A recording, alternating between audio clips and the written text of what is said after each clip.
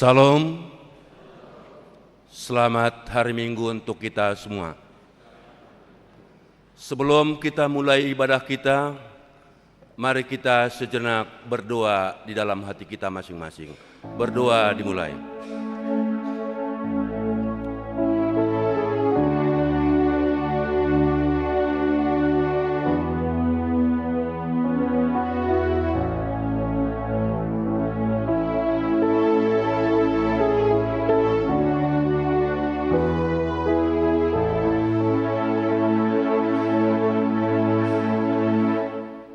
Amin.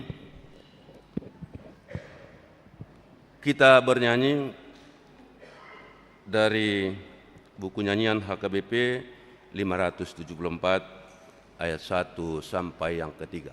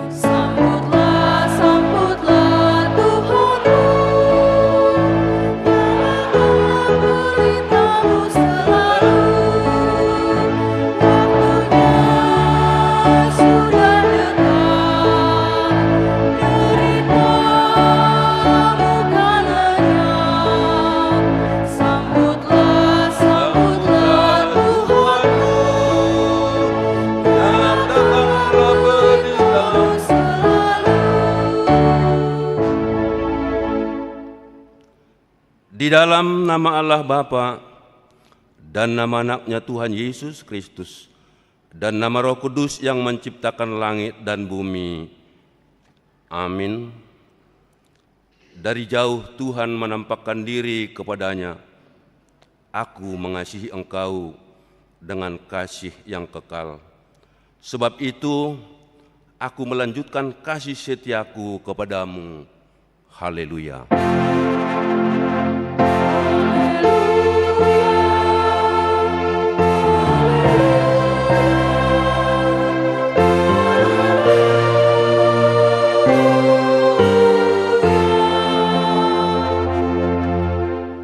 Kita berdoa. Ya Tuhan Allah yang Maha Kuasa, yang adalah awal dan akhir, Tuhan telah menjanjikan di dalam anak-Mu Tuhan Yesus Kristus bahwa Engkau berkenan mengampuni dosa dan memberi pembenaran kepada kami serta hidup yang kekal. Kasihanilah kami dan genapilah janji-Mu kepada kami. Bangunkan dan pimpinlah kami dengan Roh-Mu supaya kami mencari pertolongan kepada-Mu pada waktu kesesakan. Kuatkanlah kami supaya tetap percaya kepada firman dan janji-Mu agar memperoleh hidup yang kekal. Di dalam nama anak-Mu, Yesus Tuhan kami. Amin. Kita bernyanyi.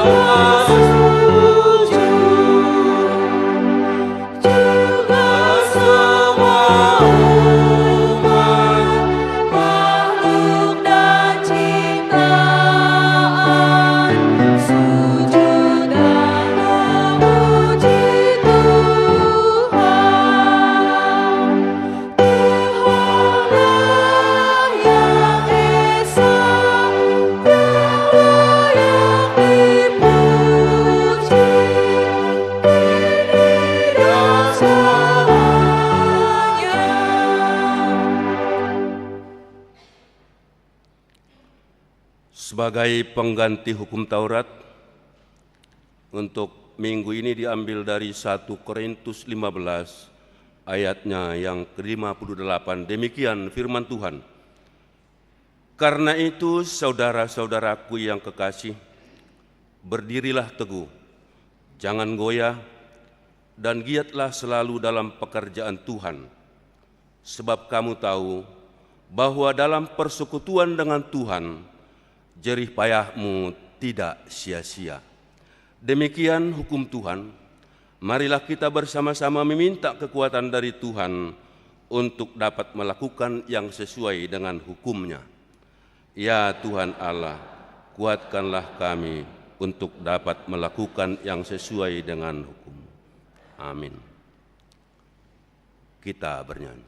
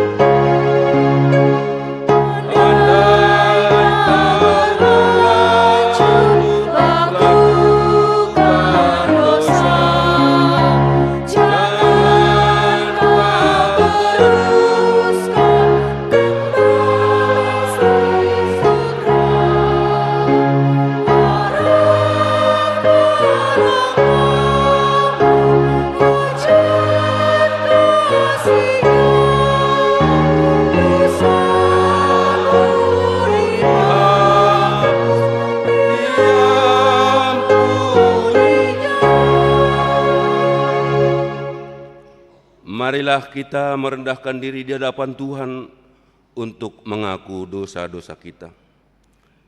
Ya Tuhan Allah, Bapa kami yang Maha Kuasa, Engkau mengasihi kami orang yang hina dan tercela ini. Kami datang ke hadapan-Mu mengaku segala dosa dan kesalahan kami. Sejak dilahirkan, kami sudah bergelimang di dalam dosa. Kami tersesat dan menyimpang dari jalan Tuhan. Kami sering melanggar hukum-Mu. Ya Tuhan, kami jangan mengingat dosa dan pelanggaran kami pada masa muda, tetapi ingatlah kepada kami sesuai dengan kasih setia-Mu. Oleh karena kemurahan-Mu ya Tuhan, lapangkanlah hati-Mu terhadap kami orang berdosa ini. Janji Tuhan tentang pengampunan dosa kita. Demikianlah firman Tuhan. Aku telah menghapus segala dosa pemberontakanmu seperti kabut diterbangkan angin, dan segala dosamu seperti awan yang tertiup. Kembalilah kepadaku, sebab aku telah menebus engkau. Kemuliaan bagi Allah di tempat yang maha tinggi.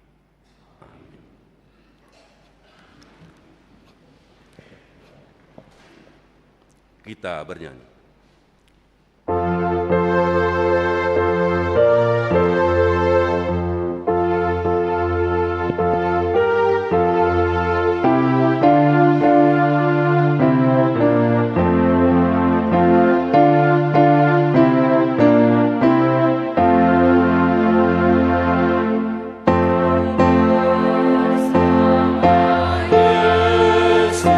Semua akan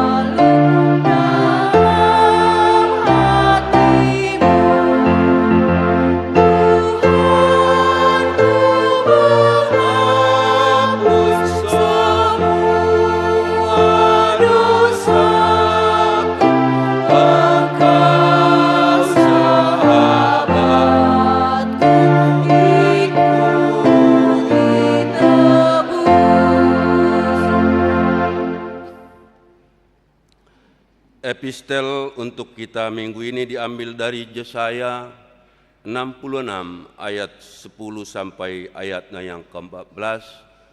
Kita baca secara responsoria. Dari kami ayat yang ke-10, demikian firman Tuhan. Bersukacitalah bersama-sama Yerusalem dan bersorak-soraklah karenanya, hai semua orang yang mencintainya. Bergiranglah bersama-sama dia segirang-girangnya, hai semua orang yang berkabung karenanya.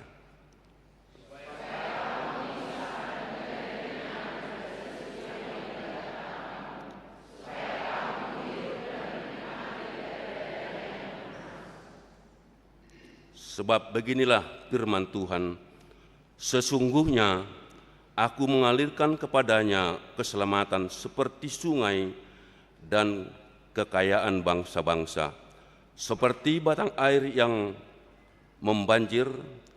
Kamu akan menyusu, akan digendong, akan dibelai-belai di pangkuan.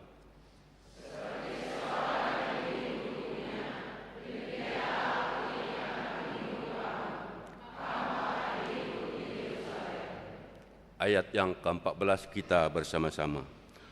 Apabila kamu melihatnya, hatimu akan girang, dan kamu akan seperti rumput muda yang tumbuh dengan maka tangan Tuhan akan nyata kepada hamba-hambanya, dan amarahnya kepada musuh-musuhnya. Demikian firman Tuhan. Berbahagialah orang yang mendengar firman Tuhan serta melakukannya. Amin. Kita bernyanyi.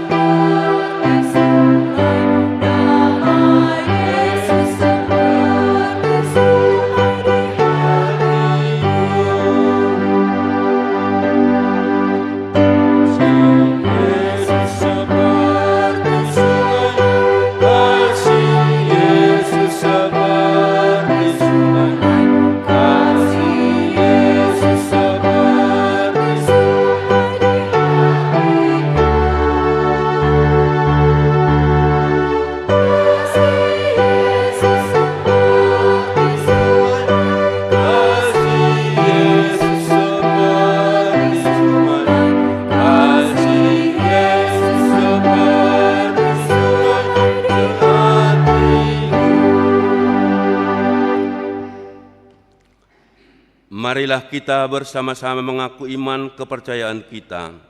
Sebagaimana teman-teman seiman di seluruh dunia, kita bersama-sama mengucapkannya.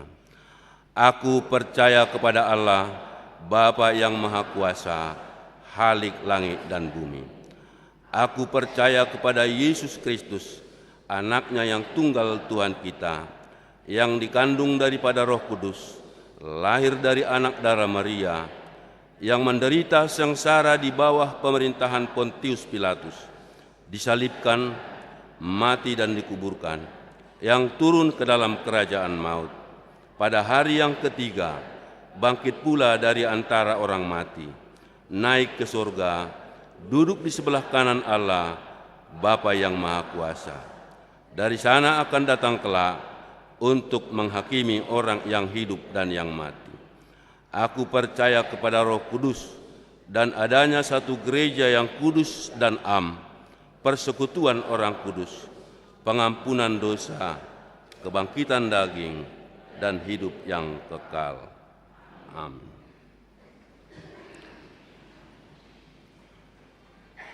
Kita dengarkan persembahan pujian dari punguan lansia, dan nanti dilanjutkan gabungan Parupuan.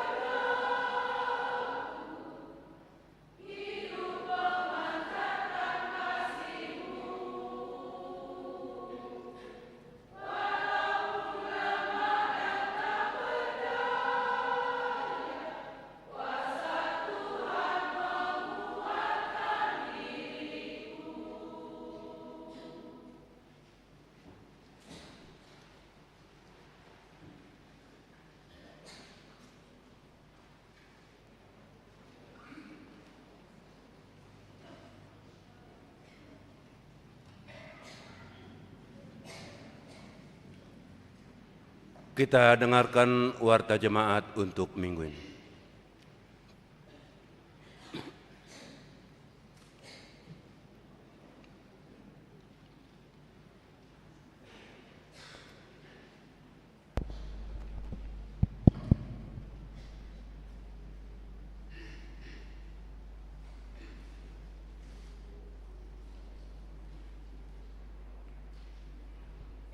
Shalom.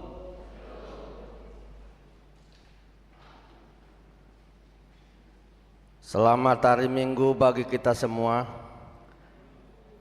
Marilah kita ikuti sejenak warta jemaat gereja kita pada Minggu tanggal 6 Juli 2025. Yang pertama, nama minggu kita hari ini minggu yang ketiga setelah Trinitatis.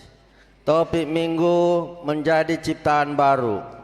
Yang kedua, kelompok kor yang mengisi minggu tanggal 13 Juli 2025. Yang pertama jam 7.30 yaitu Ina Hana, Ina Deborah, Ama Salom.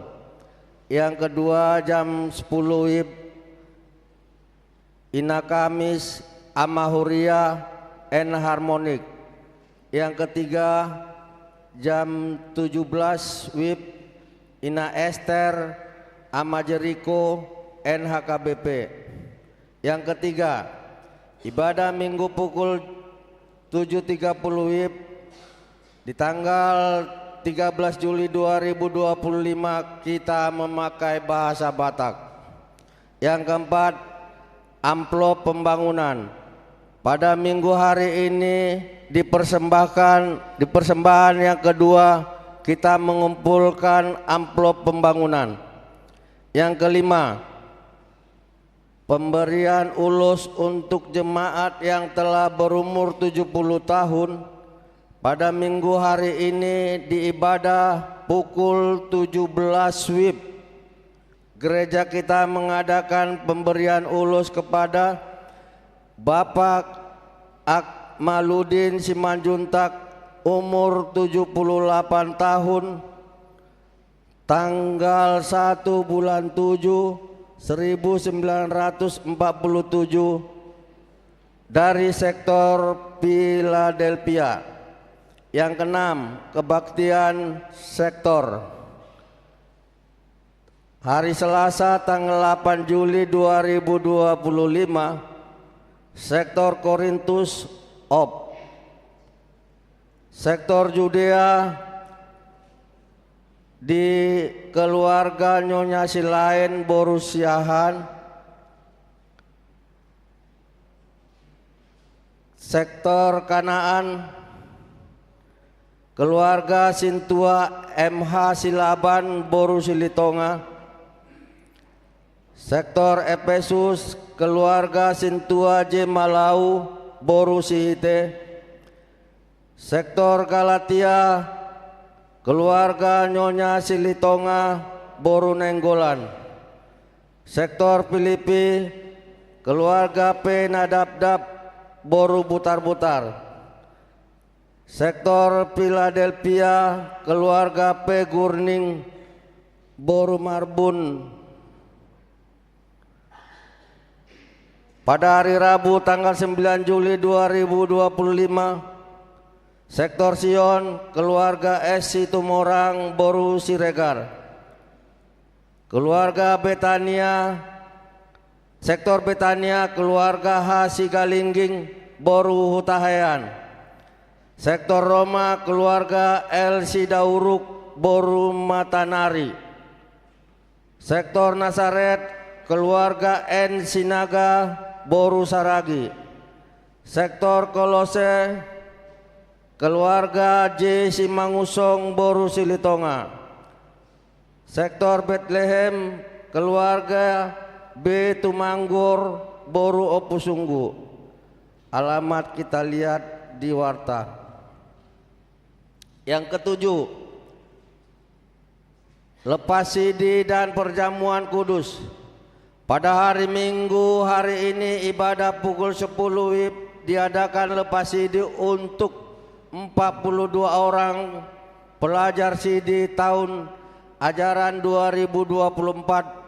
2024-2025 Engkrate Yatim diadakan di kebaktian pukul jam 10 WIB dan telah kebaktian dilanjut dengan perjamuan kudus anak lepas CD bersama dengan orang tua. Yang ke-8, berita duka cita. Telah berpulang ke rumah Bapa di sorga satu orang Bapa dari gereja kita, yaitu Bapak Obed Nego Silitonga dari sektor Sion, lahir tanggal 3 Juni 1970, meninggal di hari Sabtu tanggal 5 Juli 2025, tutup usia 55 tahun 1 bulan, dan diadakan acara ibadah di rumah duka pada hari ini pukul 19 WIB.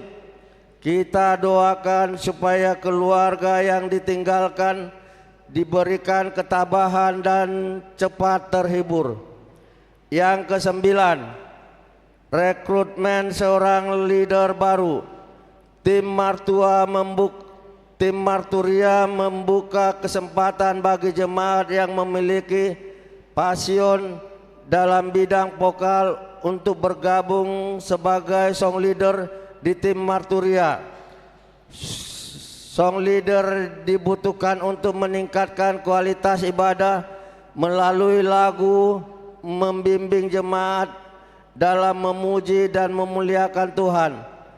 Jika Bapak Ibu Naposo memiliki kerinduan melayani Tuhan di bidang vokal, kami mengundang untuk mengikuti audisi ini. Audisi akan diadakan pada minggu ketiga bulan Juli. Kebutuhan SL sebanyak 6, song leader sebanyak 6 orang untuk mengisi posisi song leader. Audi ini bertujuan untuk menilai kemampuan vokal, penguasa lagu, serta kemampuan memimpin dalam konteks ibadah dan komitmen dalam pelayanan. Kriteria peserta: yang pertama, memiliki kemauan vokal cukup baik. Yang kedua, memimpin dan berkomunikasi dengan jelas di depan orang banyak. Yang ketiga, bekerja sama dalam tim dan memiliki semangat pelayanan. Yang keempat, berkomitmen untuk hadir dalam latihan rutin dan acara ibadah. Yang kelima, tidak ada batas usia. Pendaftaran dilakukan maksimal tanggal 13 Juli 2025. Pendaftaran melalui seksi musik FH Tarihoran, WA-nya 082113642404. Bergabunglah dan tunjukkan kerinduan serta semangat untuk melayani. Yang ke-10, amplop diakoni sosial Huria. Pada hari Minggu tanggal 13 Juli 2025, kita mengumpulkan amplop untuk diakoni sosial Huria. Yang ke-11, rapat evaluasi. Pada hari Senin tanggal 7 Juli 2025 diadakan rapat evaluasi program dan anggaran gereja kita yang diikuti oleh semua parhalado, bertempat di ruang konsistori mulai pukul 19 jam 7 malam. Yang ke-12, LDKK Remaja dan Naposo pada hari Jumat Minggu tanggal 11 sampai 13 Juli 2025 diadakan HKBP Distrik 28 Deboskap yaitu LDKK, latihan dasar kepemimpinan Kristiani. Remaja Naposo bertempat di Villa Bukit Jaitun, Cisarua, Puncak Bogor, diikuti oleh 10 orang utusan dari remaja Naposo gereja kita. Yang ke-13, GOC Sekolah Minggu pada hari Sabtu Minggu tanggal 12 sampai 13 Juli 2025 diadakan GOC, Graduation of Camp, anak sekolah minggu di gereja kita. Yang ke-14, pengadaan inventaris kendaraan motor. Seperti yang sudah diwartakan pada minggu lalu, kami beritahukan dana yang sudah terkumpul untuk pengadaan inventaris kendaraan sepeda motor sebanyak 19.100.000 rupiah. Daftar jemaat yang memberikan dukungan dana untuk pengadaan inventaris kendaraan bisa kita lihat di warta jemaat. Jika ada yang sudah memberikan namun tidak ada dalam daftar, bisa memberikan konfirmasi kepada Parhalado. Terima kasih untuk kita seluruh jemaat gereja HKBP Cimanggis atas dukungan yang telah diberikan. Untuk yang ingin memberikan dukungan dana agar bisa cepat terlaksana mengadakan kendaraan, dukungan dana bisa kita sampaikan ke tim atau Parhalado sektor kita masing-masing. Yang ke-15, jumlah jemaat yang mengikuti ibadah pada tanggal 29 Juni 2025 829 orang. Yang ke-16, jemaat yang berulang tahun. Ulang tahun kelahiran 36 orang, ulang tahun pernikahan 23 keluarga. Pendeta dan majelis HKBP Cimanggis menyampaikan selamat ulang tahun kelahiran dan pernikahan periode tanggal 7 sampai 13 Juli 2025.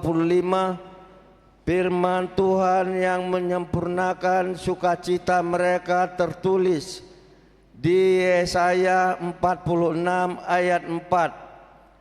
Sampai masa tuamu aku tetap dia, dan sampai masa putih rambutmu aku tetap menggendong kamu. Aku telah melakukannya dan mau menanggung kamu terus. Aku mau memikul kamu dan menyelamatkan kamu. Yang ke-17, iuran diakoni sosial. Jemaat yang memberikan persembahan iuran diakoni sosial. Yang ke-18, persembahan bulanan atau tahunan. Jemaat yang memberikan persembahan bulanan atau tahunan minggu ini 27 KK sebanyak 5.040.000 rupiah. Gereja kita mengucapkan terima kasih banyak untuk jemaat kita yang sudah melunasi persembahan bulanan dan iuran diakoni sosial sampai bulan Juli 2025, dan untuk jemaat kita yang ingin membayar persembahan bulanan dan iuran diakoni sosial bisa melalui transfer atau bisa disampaikan ke Parhalado sektornya masing-masing. Yang ke-19, keuangan gereja. Huria 15.339.750 rupiah. pembangunan 2.975.200 rupiah. Sentralisasi atau pusat 9.796.050 rupiah. Jumlah 28.111.000 rupiah. Jika ada persembahan yang tidak tercantum dalam warta, mohon diinformasikan kepada majelis untuk diperbaiki pada minggu berikutnya. Demikianlah warta jemaat minggu ini. Tuhan memberkati persembahan umat untuk kemuliaannya. Amin.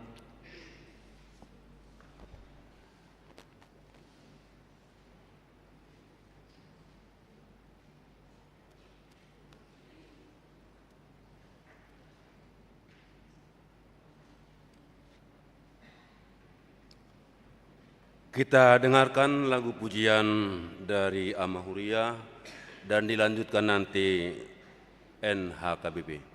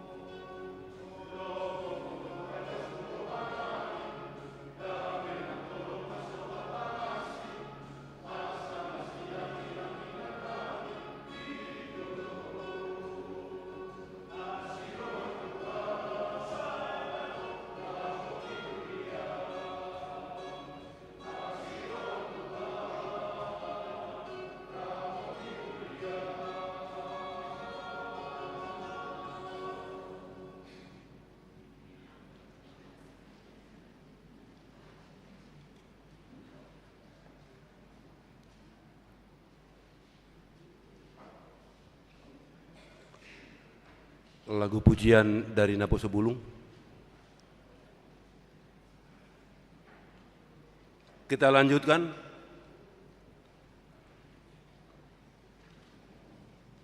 Kita bernyanyi sekaligus mengumpulkan persembahan 1A dan 1B.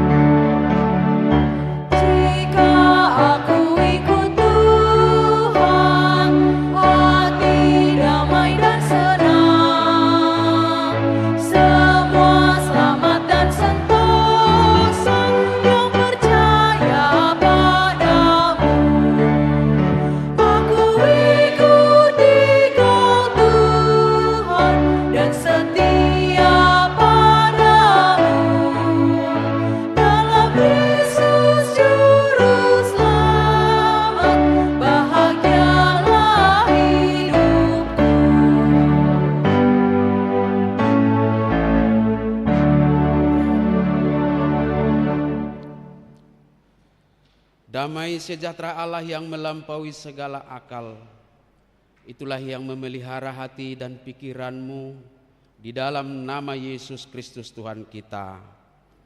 Amin. Firman Tuhan yang menjadi naskotbah dalam ibadah kita hari ini, Bapak, Ibu, dan saudara-saudari jemaat Tuhan, minggu ketiga setelah Trinitatis, tertulis di dalam Galatia pasal 6 ayat 11 sampai dengan ayat 18. Mari kita dengarkan, saya membacakan untuk kita. Demikian firman Tuhan. Lihatlah bagaimana besarnya huruf-huruf yang kutulis kepadamu dengan tanganku sendiri. Mereka yang secara lahiriah suka menonjolkan diri, merekalah yang berusaha memaksa kamu untuk bersunat hanya dengan maksud supaya mereka tidak dianiaya karena salib Kristus. Sebab mereka yang menyunatkan dirinya pun tidak memelihara hukum Taurat, tetapi mereka menghendaki supaya kamu menyunatkan diri, agar mereka dapat bermegah atas keadaanmu yang lahiriah. Tetapi aku sekali-kali tidak mau bermegah selain dalam salib Tuhan kita Yesus Kristus. Sebab olehnya dunia telah disalibkan bagiku dan aku bagi dunia. Sebab bersunat atau tidak bersunat tidak ada artinya, tetapi menjadi ciptaan baru itulah yang ada artinya. Dan semua orang yang memberi dirinya dipimpin oleh patokan ini, turunlah kiranya damai sejahtera dan rahmat atas mereka dan atas Israel milik Allah.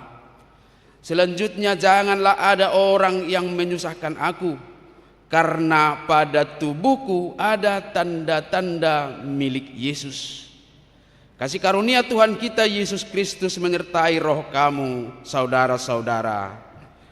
Amin. Demikian firman Tuhan. Bapak, Ibu, dan saudara-saudari jemaat Tuhan, topik ibadah kita adalah menjadi ciptaan baru. Dan untuk memahami ini, saya kembali membaca sekali lagi ayat 11 Galatia pasal 6 ini. Di sana dituliskan, lihatlah bagaimana besarnya huruf-huruf yang kutulis kepadamu dengan tanganku sendiri. Biasanya Rasul Paulus dari cerita sejarah Alkitab, dia hanya mengeja, lalu ada yang menuliskan setiap surat itu. Di samping usianya yang sudah tua dan pandangan matanya kurang terang, dan dia juga kurang pintar untuk menuliskan dengan baik, maka sesungguhnya sering dia menulis dengan asisten. Dia mengeja, mendiktekan lalu dituliskan. Tapi sekali ini dia tulis. Dan kenapa besar-besar? Biasa kalau orang tua menulis besar-besar karena pandangan matanya kurang bagus, kurang jelas. Tetapi kalau ada kata-kata ini kita pahami secara harafiah, Bapak, Ibu, dan saudara-saudari. Kalau ada satu tulisan yang zaman sekarang ditulis dengan huruf besar atau dengan metode modern sekarang, di bold, di italic lagi, underline lagi, berarti ada sesuatu pesan yang penting. Ada sesuatu dalam tulisan itu yang perlu perhatian serius dan tidak main-main. Itulah yang dimaksudkan oleh Rasul Paulus dengan ayat 1 itu. Ada hal penting sehingga dia turun tangan menulis sendiri dengan huruf besar-besar. Dan apa itu? Yaitu bagaimana jemaat di Galatia tetap setia kepada Tuhan, menunjukkan komitmen percaya kepada Tuhan, tidak mau mencari nyaman, serta mereka dapat memahami dengan iman sepenuhnya bahwa menjadi ciptaan baru tidak dihasilkan oleh siapapun dan oleh apapun kecuali oleh salib Kristus. Ini yang menjadi penekanannya. Karena memang tantangan iman bagi jemaat-jemaat di Galatia adalah bahwa orang Yahudi menghendaki supaya mereka disunat. Mereka bukan orang Yahudi, tapi dipaksa disunat. Dengan pemahaman bahwa dengan bersunat mereka akan selamat dari penganiayaan orang-orang Yahudi. Karena sunat adalah tanda keyahudian. Dan kalau sudah bersunat tidak perlu lagi dipertanyakan keyahudiannya dan dia aman. Maka orang-orang Galatia dipaksa untuk bersunat supaya mereka selamat. Inilah tantangan iman mereka. Seolah-olah dengan bersunat itulah mereka akan selamat. Yang kedua, dalam keyakinan mereka orang-orang Yahudi bahwa sunat dan juga melakukan hukum Taurat adalah media untuk mendapatkan berkat. Kalau sudah melakukan hukum Taurat dan juga bersunat, mereka akan diberkati. Padahal Paulus tadi mengatakan, mereka bersunat tetapi mereka tidak melakukan hukum Taurat. Dan lagi Bapak Ibu dan saudara-saudari, kalau mereka tidak mematuhi hukum Taurat, maka sunat ini menjadi penting untuk jalan selamat.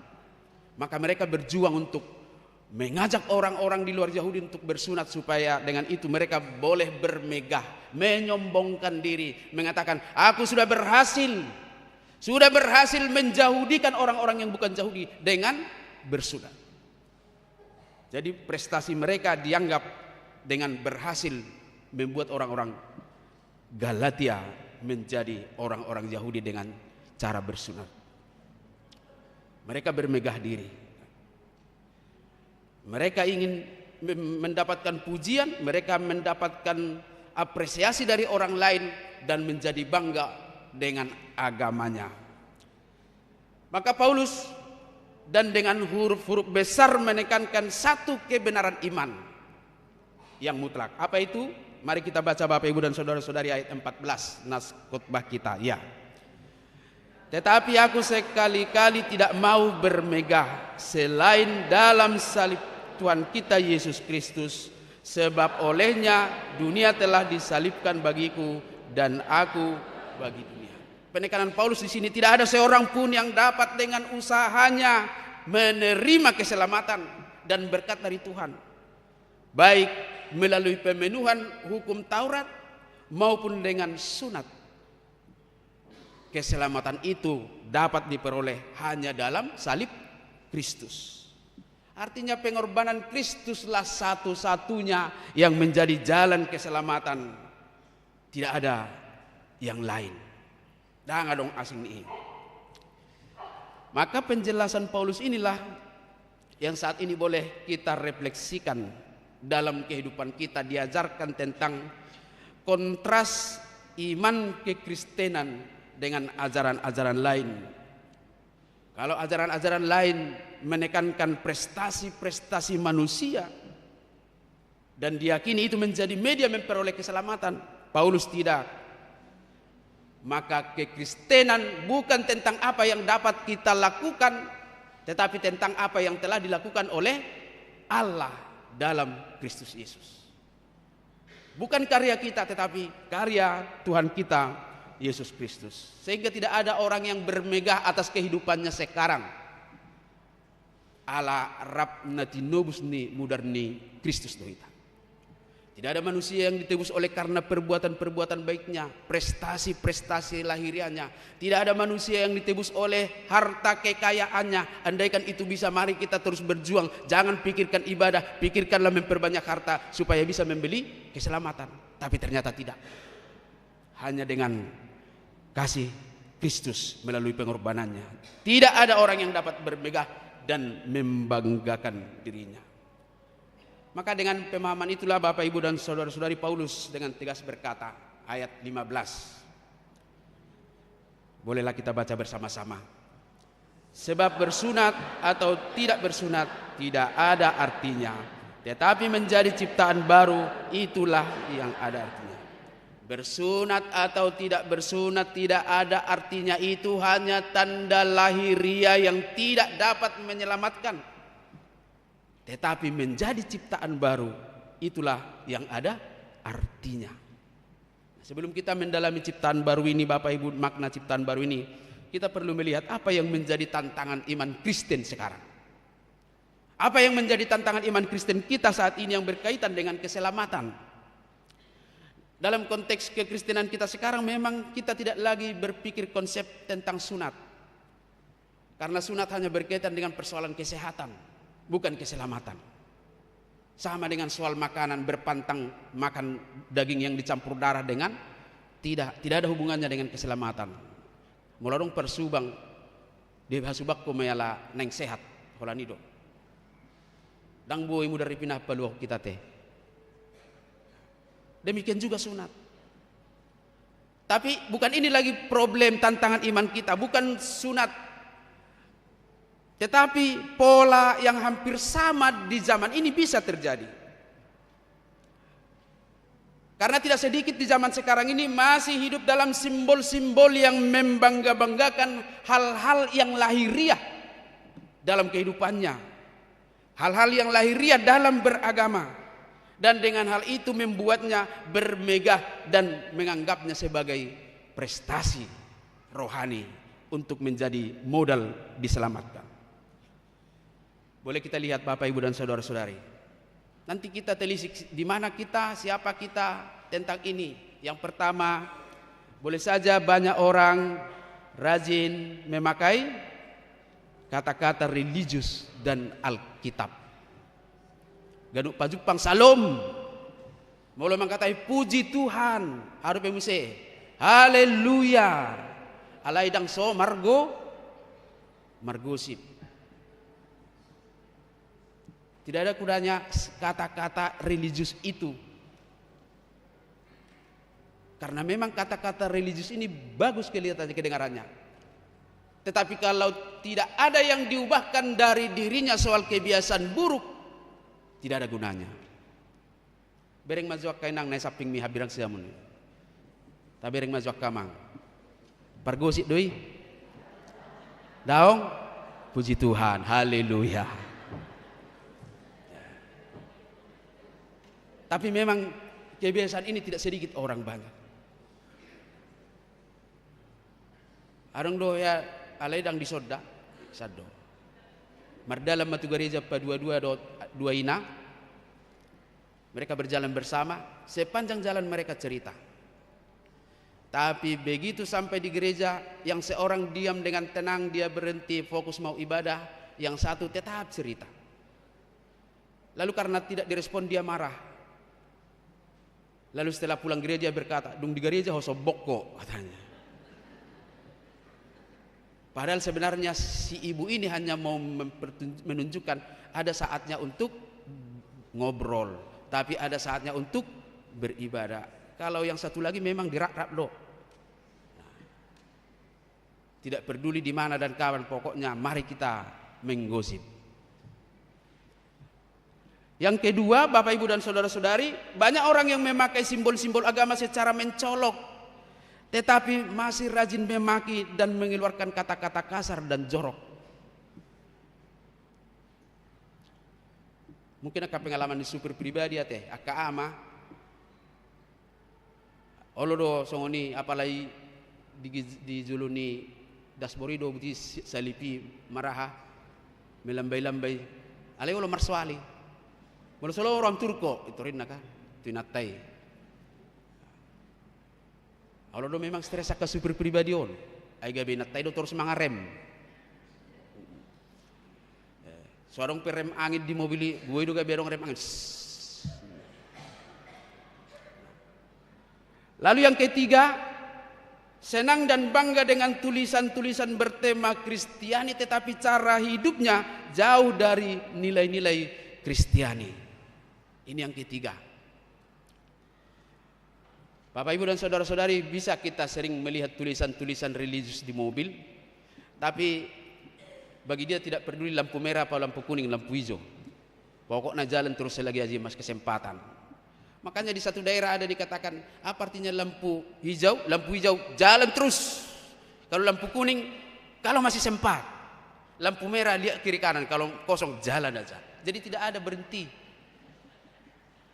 Nah, ini yang sering terjadi. Orang-orang yang hidup dalam pola pikir lama dan hidup agamanya yang lama, yang hanya menunjukkan hal-hal yang lahiriah tetapi tidak membaharui apa yang di dalam. Paulus tadi berkata tidak ada artinya. Tidak ada artinya. Maka kita diingatkan lewat nas khotbah kita hari ini, jangan terkurung dalam pola pikir penampilan rohani yang secara fisik. Kalau Paulus tadi mengkritik orang-orang yang pamer kesalehan dengan bersunat dan berhasil mensunatkan orang supaya terlihat agamis, hari ini kita dituntut, dan Paulus mengingatkan Tuhan tidak tertarik dengan penampilan luar. Dia menghendaki kita memiliki hati yang baru, bukan penampilan luar yang terlihat baru dan agamis. Lahir baru itu adalah sesuatu yang dimunculkan dari dalam, menjadi ciptaan baru. Menjadi ciptaan baru ini terlihat dari hidup yang dilingkupi tadi dalam ayat 16 itu dengan damai sejahtera. Boleh kita baca ayat 16 dari nas khotbah kita? Ya.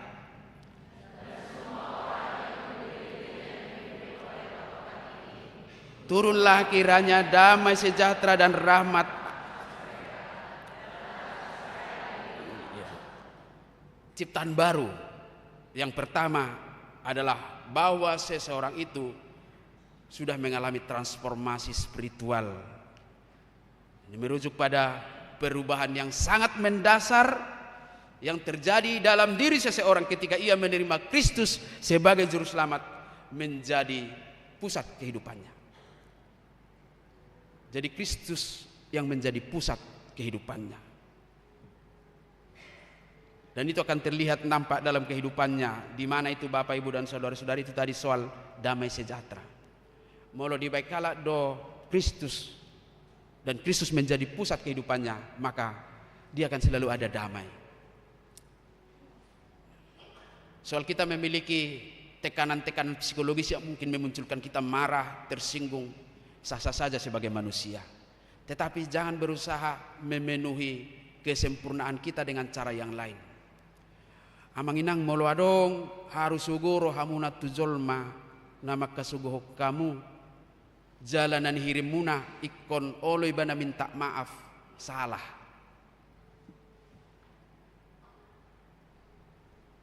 Berharap dia mau minta maaf untuk memenuhi supaya kita berdamai, salah.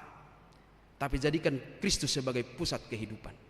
Berdamailah dengan Tuhan. Manang songo dia pe ibana lo mau namai si.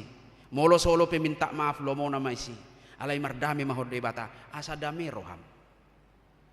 Jangan karena dia tidak mau minta maaf lalu kau menunggu-nunggu sampai Tuhan Yesus Kristus datang kedua kali, kau tidak akan berdamai. Tidak akan pernah menikmati damai. Tapi ketika kita mau berdamai dan menjadikan pusat kehidupan kita adalah Kristus, entah orang mau berdamai, entah orang mau atau tidak mau minta maaf, itu tidak akan mengganggu dan mengusik kita.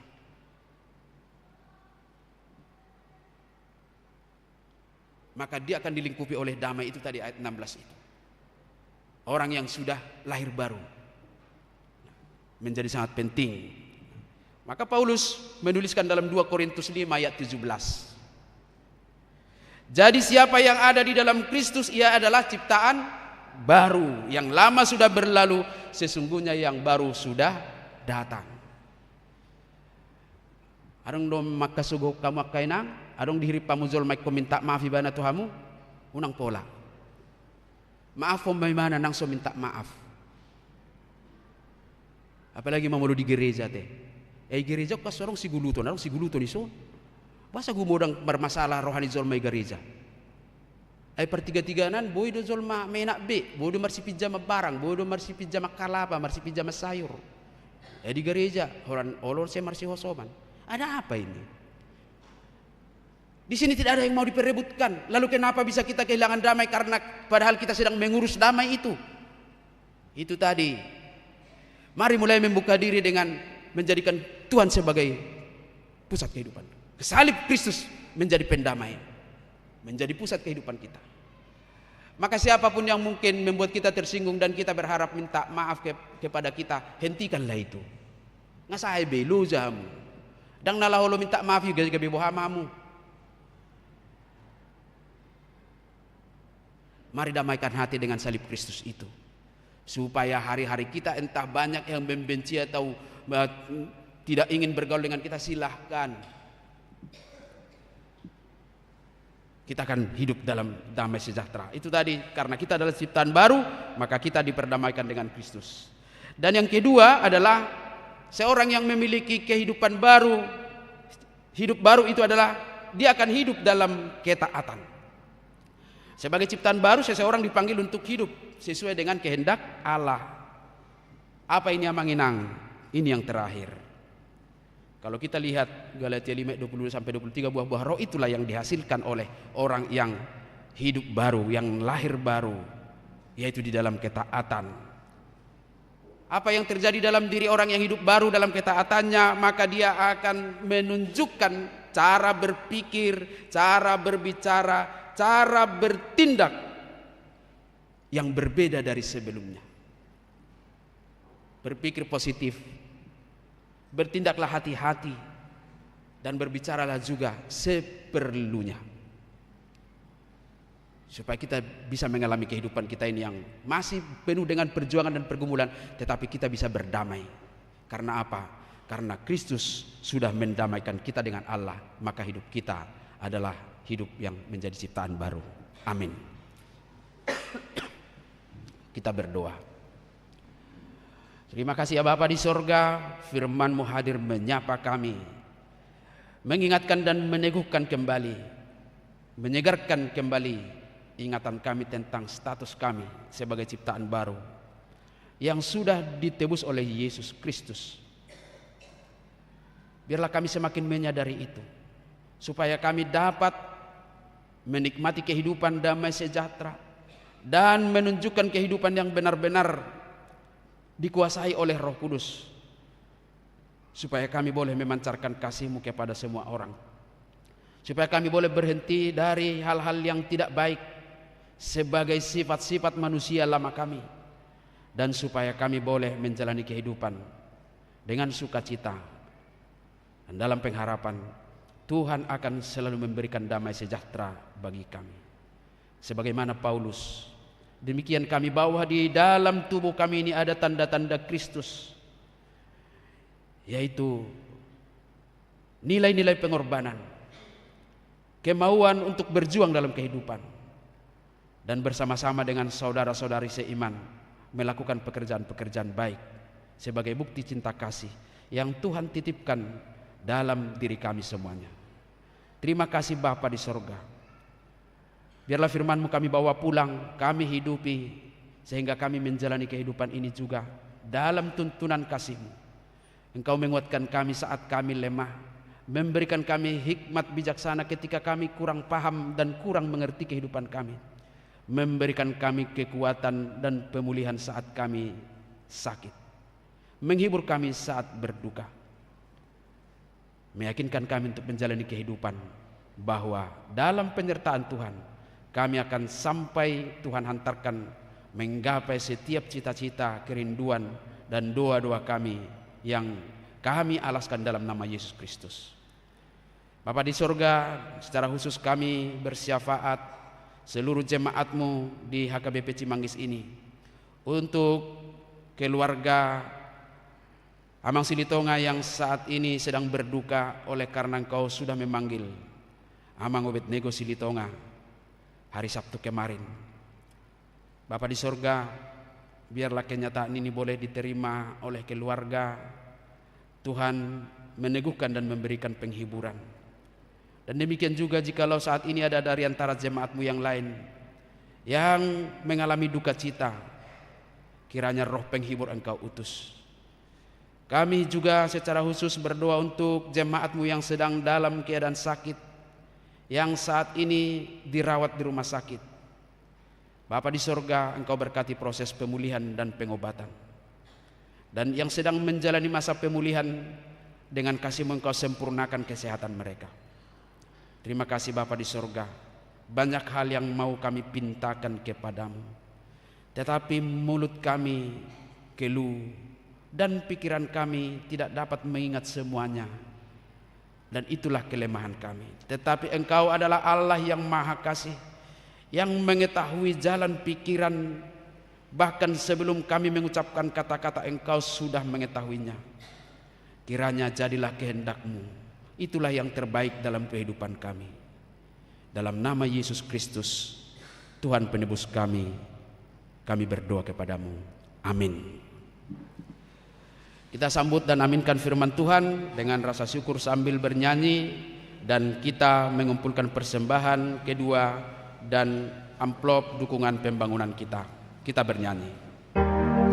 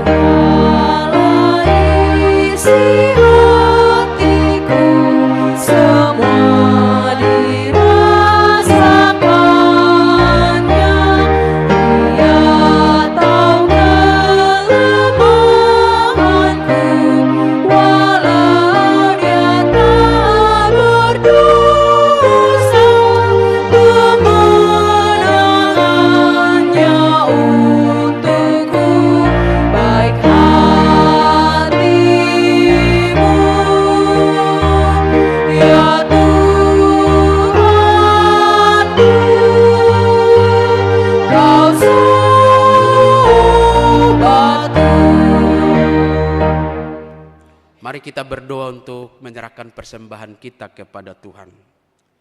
Ya Allah Bapa kami yang di sorga, kami mengaku bahwa Tuhan adalah sumber dari segala karunia yang melimpah dalam kehidupan kami masing-masing. Sebagian daripada karunia itu kami serahkan kembali sebagai persembahan kepada Tuhan. Terimalah dan berkatilah persembahan umat-Mu ini, agar dapat kami pergunakan untuk pekerjaan dan pelayanan kerajaan Tuhan di dunia ini. Bukalah hati kami untuk mengenal betapa banyak berkat dan karunia yang kami peroleh dari Tuhan, supaya kami senantiasa bersyukur kepadamu. Di dalam nama Yesus Kristus Tuhan kami. Amin. Tuhan karuniamu, roda jiwaku semua, nyawa juga hidupku, harta milikku semua, ku serahkan padamu untuk selamanya. Bapa kami yang di sorga, dikuduskanlah namamu, datanglah kerajaanmu, jadilah kehendak-Mu di bumi seperti di sorga. Berikanlah kami pada hari ini makanan kami yang secukupnya, dan ampunilah kami akan kesalahan kami, seperti kami juga telah mengampuni orang yang bersalah kepada kami. Dan janganlah membawa kami ke dalam pencobaan, tetapi lepaskanlah kami daripada yang jahat.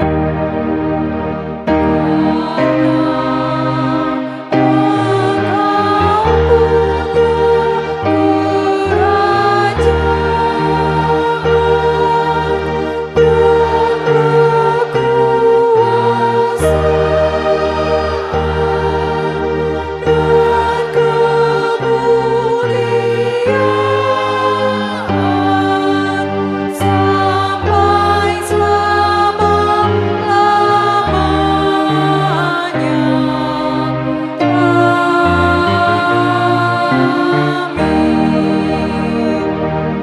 Pulanglah dalam damai sejahtera dan terimalah berkat dari Tuhan kita. Tuhan memberkati engkau dan melindungi engkau.